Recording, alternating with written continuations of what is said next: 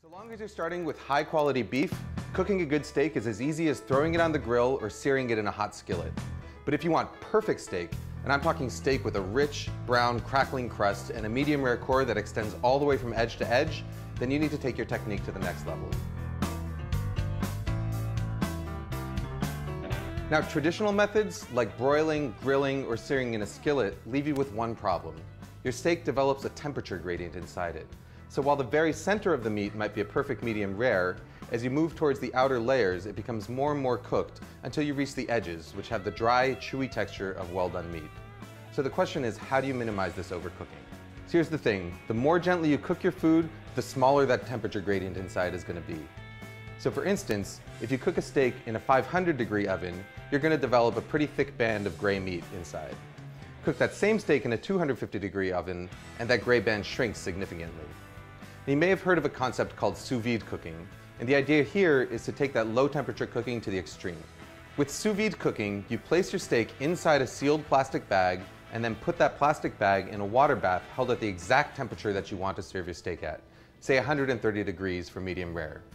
About 45 minutes later, you take your steak out of that bag and it's perfectly evenly cooked from edge to edge with no temperature gradient and no danger of overcooking. The problem is that sous vide equipment is really expensive. But there's an alternative, a regular old $30 beer cooler. Even though a cooler is designed to keep cool things cool, it's equally good at keeping hot things hot.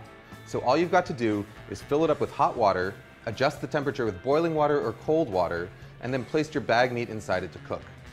So long as you start a few degrees higher in order to compensate for the heat loss when you add your meat, it should be able to maintain its temperature for the 45 minutes required to cook most steaks, pork chops, lamb chops, chicken, or fish. You can cook your meat either in a cryovac style bag or in a regular heavy duty Ziploc bag. In order to get the air out of a Ziploc bag, put your meat inside it, zip it up most of the way, and then slowly lower it into the water, sealing it just as the air is forced out. You've probably noticed one glaring problem. Your steak develops no crust or color. You're going to have to add this after it comes out of the cooler. Now you can do this on a grill if you want to cook outside, but my personal favorite way is to finish it in a cast iron skillet. Just heat up some oil over the highest possible heat while you carefully dry the outside of the steak in order to help it brown faster. Season the steak generously with salt and pepper, and once the oil starts smoking, add the steak to the pan along with a couple of pats of butter. Cook the steak just until it's browned on both sides, about a minute or two, and then to finish it off, hold it up vertically with tongs in order to get the edges. The beauty of this method is total flexibility in terms of timing. Once your steak comes up to temperature inside the cooler, you can let it sit there for up to a few hours longer without worrying that it's going to overcook. Your steak is going to be hot and ready to sear as soon as you're ready to eat. You want to up your game even further? Then get yourself one of these guys. By combining the intense heat of a propane torch with a cast iron skillet, you can get a steakhouse quality char in a matter of moments. Just make sure that you shut off your smoke detectors first.